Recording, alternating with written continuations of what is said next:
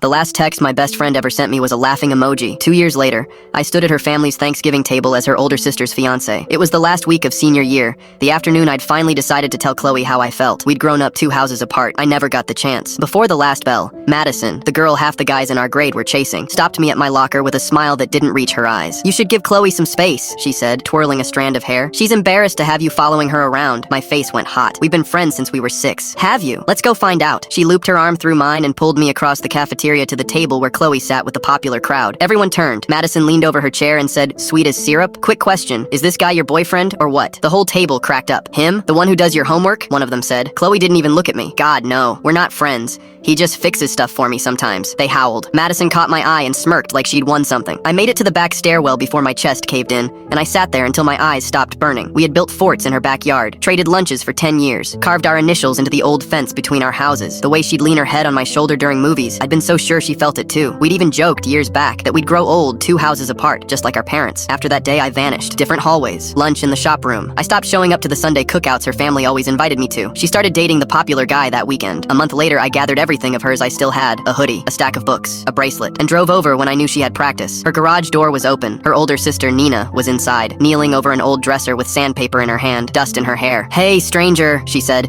sitting back on her heels. "Where have you been hiding?" Something about how gently she asked it made my throat tighten. I just held up the box. She nodded slowly, like she understood more than I said. "You didn't have to bring that back yourself." Then she glanced at the dresser. "Since you're here, you're good with your hands, right? Hold this edge for me. Mine keeps slipping." I knelt beside her. "What are you even making?" Her whole face lit up. "You actually want to know?" She talked for an hour about grain and stain, and the shop she wanted to open someday, while I held that dresser and forgot, for the first time in weeks, to feel sorry for myself. I came back the next weekend, and the one after that, always when Chloe wasn't home. 6 months later, we were together, both enrolled in a woodworking program, both building something real. After we finished, we spent a year restoring pieces out of that same garage, then opened a small shop with both our families chipping in. Word spread fast. By the end of the first year, we had a backlog of orders and a second workspace. Chloe's life went the other direction. She dropped out to move in with the guy from the cafeteria. He tracked her phone, screamed if she was late, then left the second she got pregnant. Her parents never said it out loud, but at every family dinner they bragged about Nina and me, our shop, our engagement. And once quietly, her mother called me the son she'd always hoped for. Then one afternoon, Chloe walked into our shop with a broken chair her grandmother had left her. I was alone, standing at the bench. We made careful small talk. Then she went still and said, "Do you remember the cafeteria?" I set the chair down. "You made sure I never forgot." "I loved you," she said, her voice cracking. "I think about that day every single time something goes wrong. I keep wishing I'd said one true thing." I looked at her for a long moment. "And you still haven't apologized. Not even now." She opened her mouth and nothing came out. "For what it's worth," I said, picking the chair back up,